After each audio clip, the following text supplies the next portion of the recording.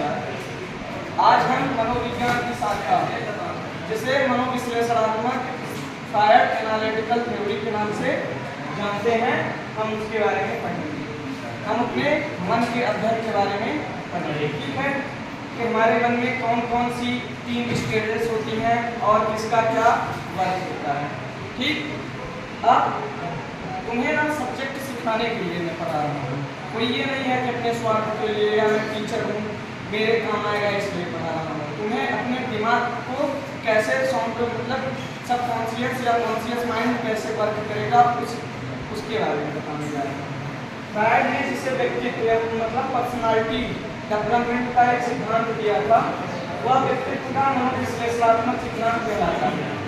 व्यक्तित्व का मनोविश्लेषणात्मक मतलब मन को एनालिटिक करने वाला, मन को अध्ययन करने वाला, मन को जानने वाला।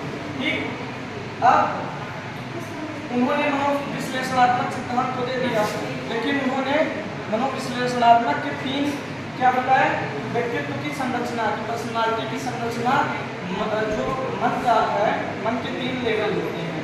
और वो 3 लेवल कौन कौन से बताया, एक अकारात्मक मॉडल बताया और एक नकारात्मक नहीं है, संरचनात्मक या तथ्यात्मक मतलब फिजिकल से रिलेटेड बताया और एक ब्रेन से रिलेटेड बताया। पहला है नकारात्मक मॉडल। ठीक, नकारात्मक मॉडल हमारा जो है वो ब्रेन से रिलेटेड है, मतलब मनोसंरचनात्मक है। ठीक, साइकेट्रिक न्यूरोलॉजिकल है। तो पहला कौन सा है, चेतन मन। चेतन मन क्या है, चेतन मन अभी जो तुम्हारा एक्टिव है, मैं तुम्हें सामने पढ़ा रहा हूँ। ठीक, मैं तुम्हें सामने पढ़ा रहा हूँ, तुम लोग ध्यानपूर्वक सुन रहे हो और अभी 1 घंटे तक जब तक दूसरी पीरियड नहीं लग जाती, ठीक है, तब तक क्या रहेगा, हमारी बातों पर गौर करते रहोगे। जैसे ही दूसरे टीचर आए, समझ गए, जैसे ही दूसरे टीचर आए, दूसरी सब्जेक्ट चलने लगी, वैसे ही हमने क्या बताया था, क्या पढ़ाया था, तुम लोग भूल गए। ठीक, ये है कॉन्शियस माइंड, माइंड का कॉन्शियस पार्ट। ठीक, अब अर्ध चेतन मन क्या होता है, हाफ कॉन्शियस, है ना। हाफ कॉन्शियस होगा कि जो चेतन और अचेतन मन के बीच की अवस्था है। ठीक, चेतन और अचेतन मन की बीच की अवस्था है, ये शून्य अवस्था होती है। इसमें हम याद की गई बातों को भूल जाते हैं और थोड़ा जोर देने पर याद आ जाती है। अब जब दूसरी पीरियड में जाओगे, टीचर कुछ देर के लिए शांत हो जाएंगे, तो अगर याद करोगे सुभाष सर ने क्या बोला था, क्या पढ़ाया था, तो तुम्हें थोड़ा थोड़ा याद आने लगता है, लेकिन वहां पे रहते हो तुम 0 लेवल पे। ठीक, और तीसरा है अनकॉन्शियस माइंड। ठीक, अनकॉन्शियस माइंड, अनकॉन्शियस माइंड क्या है कि अचेतन मन मस्तिष्क की वह अवस्था होती है, तुम्हारे लाइफ में जितने पास्ट इवेंट हुए हैं, जब जब तुम दुखी हुए हो, जब जब तुम्हें सुख प्राप्त हुआ है, जब जब निराश हुए हो, जब जब बहुत इच्छुक हुए हो किसी चीज़ को पाने के लिए, वो चीज़ें छूटी हैं, है ना। उन सारी चीज़ों को जो दमित इच्छाएं हैं तुम्हारे व्यवहार के अंदर, या तुम्हें उनकी वजह से खुद को बदलना पड़ा है और तुम बहुत बदल गए हो आज।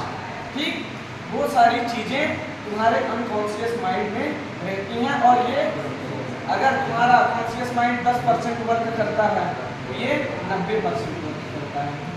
मैं आज पढ़ा रहा हूँ, ये कॉन्शियस माइंड तुम्हारा वर्क कर रहा है, लेकिन मेरी बातों को तुम आज 5 साल बाद याद करोगे किसी भी अवस्था या किसी भी स्टेज पर आके, तो ये तुम्हारी क्या कहलाएगी, अनकॉन्शियस माइंड। ठीक, और अनकॉन्शियस माइंड बहुत ज़्यादा इम्पोर्टेंट है लाइफ के लिए, ग्रो करने के लिए, चीज़ों को सीखने के लिए, लर्निंग पॉइंट ऑफ व्यू से बहुत ही ज़्यादा महत्वपूर्ण होता है तुम्हारा ये कौन सा माइंड, अनकॉन्शियस माइंड। तो ये 3 स्टेजेस, कॉन्शियस, हाफ कॉन्शियस और कौन सी, सबकॉन्शियस। ठीक, ये दिए थे आपके सिंगडम फ्रायड। अब आते हैं गत्यात्मक या संरचनात्मक मॉडल, जिसकी बात कर रहे थे, जो सबसे बड़ा होता है इंसान में। ठीक, बता रहे थे ना कि अगर ईगो पे ले गए तो बेटा तुम अपनी हंसती खेलती जिंदगी को नष्ट कर दोगे, बर्बाद कर दोगे, तबाह कर दोगे। ठीक, ईगो होता है सही, घमंड बहुत बड़ी चीज़ होती है और बहुत अच्छी चीज़ होती है, लेकिन घमंड हमें कहाँ दिखाना चाहिए, जहाँ जरूरत हो उसकी और वास्तविकता में जरूरत हो। ये नहीं कि किसी छोटी छोटी बाद में आए घमंड दिखा दिए, उसमें तुम्हारा घाटा, ठीक है ना, किसी सामने वाले का कुछ नहीं जाता, ठीक। तो वो वाली बात है। और ये किससे जुड़ी होती है? शारीरिक से जुड़ी होती है, शरीर से जुड़ी होती है। घमंड दिखा दिए, किसी ने 2 शब्द कुछ कहा तो बैठ मार दिए, ये घमंड ही है ना, एरोगेंस ही है ना, ईगो ही है ना, उसकी बात। अब ये गद्यात्मक संरचनात्मक मॉडल की बात जो हमारे साइकियाट्रिस्ट कर रहे हैं, मनोवैज्ञानिक, उनकी बात है। तो अब ईद मतलब क्या होता है? ईद में ये होता है कि व्यक्ति में जन्मजात पाया जाता है, और ईद बहुत सुखमय, मतलब जब हम छोटे रहते हैं तो देखते हो कि बहुत खुश रहते हैं, किसी से कोई मतलब नहीं, कोई तो थप्पड़ लगा भी दिया तो फिर हो गया बाद में, अरे चाचा आप मार दिए थे, कोई बात नहीं है, चलो ठीक है ना। अगर आप चाचा मार गए तो चाचा से बोलना ही बंद कर देंगे, है ऐसा होता है ना। तो ये जो ईद होता है वो जब हम जन्म लेते हैं शुरुआती स्टेजेस में होता है, जो 10-12 साल तक रहता है, और ये सुखवादी सिद्धांत पर आधारित होता है। इसमें व्यक्ति केवल सुख की कल्पना करता है कि हमें बस खुशियाँ चाहिए, कोई न मुझे डांटे, न मारे, न रोके, न टोके, मेरा जो मन कर रहा है। अगर एक बच्चा है, अगर खिलौना पा रहा है, वो तोड़ दे रहा है, टूट दे रहा है, उसको कोई गप नहीं है, अरे पापा है, दूसरा आ जाएगा, ठीक। अब ईगो की बात आती है, ठीक। मन जो है, जिसको तुम लोगों में क्यों नहीं रखना, अगर तुम लोग रखोगे अपने मन में, है ना, तो यार डाउनफॉल होना पक्का है, कहीं ना कहीं से जरूर होगा, ठीक। ईगो बैलेंस वाली चीज है। इससे भी गंदी चीज होती है परम ईगो, परा है सुपर ईगो। सुपर ईगो सबसे गंदी चीज है। सुपर ईगो तुमको ना सबसे लोगों की नजरों में ना घटिया बना देगा, बहुत घटिया बना देगा, तुमको नीच कहेंगे लोग, क्या कहेंगे? नीचे हो तुम बहुत गंदे हो, बहुत घटिया हो, सुपर ईगो है तुम। लेकिन ईगो बहुत प्यारी चीज है, ईगो बैलेंस में है, ठीक।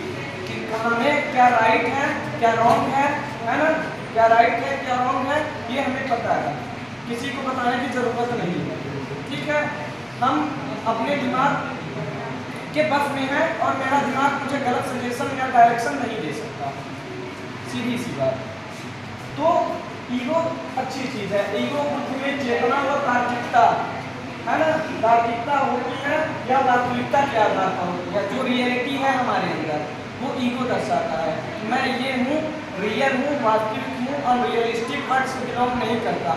अगर तुम मेरे बारे में गलत सोच रहे हो तो you are wrong, not and, ठीक।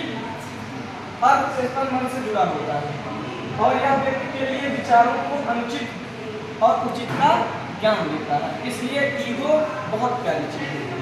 अब बात करते हैं तीसरे स्टेज की, सुपर ईगो, ठीक है ना। सुपर ईगो की, सुपर ईगो क्या होता है? सुपर ईगो मतलब आदर्शवाद, आध्यात्मिक प्रवृत्ति की आवश्यकता, ठीक। जब इंसान शादी ब्याह हो जाता है, बच्चे पैदा हो जाते हैं, तब उसमें आती है आध्यात्मिकता, उसमें आता है क्या?